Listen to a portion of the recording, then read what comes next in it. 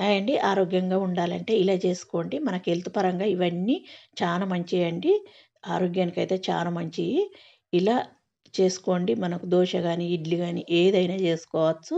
ఇప్పుడు ఇవన్నీ యేసుకొని ఒకసారి అవంతా కలుపుకొని మనం వీటిని కడుక్కోవాలి. కడుక్కొని మనం వీటిని ఒక 8-9 గంటలు, 10 గంటలు అట్లా నానబెట్టుకొని మనం వీటిని రుబ్బుకోవాలి. అంటే గ్రైండర్‌లో అయితే మంచిగా మెత్తగా దంగుతది. ఎందుకంటే అందులో రాగులు, జొన్నలు అవి ఉన్నాయి కాబట్టి మిక్సీలో అంతా దంగపోవచ్చు. ఇప్పుడు వీటిని నైట్ అంతా ఉంచుకొని ఉదయాన్నే మనం వేరే గిన్నెలకు కొంచెం మనకు అవసరం ఉన్నంత తీసుకొని కడవడానికి మూత పెట్టి మనం ఫ్రిడ్జ్‌లో పెట్టుకుంటే 2, 3 రోజులు వేసుకోవచ్చు. నేనైతే ఇడ్లీలు వేసిన ఈరోజు. ఇడ్లీలు మనం ఒక వీటిని 20 నిమిషాలు ఉడికించుకుంటే మనకి ఇడ్లీలన్నీ పర్ఫెక్ట్‌గా ఉడుకుతాయి. వీటిని రిమూవ్ చేసుకునుడే అండి.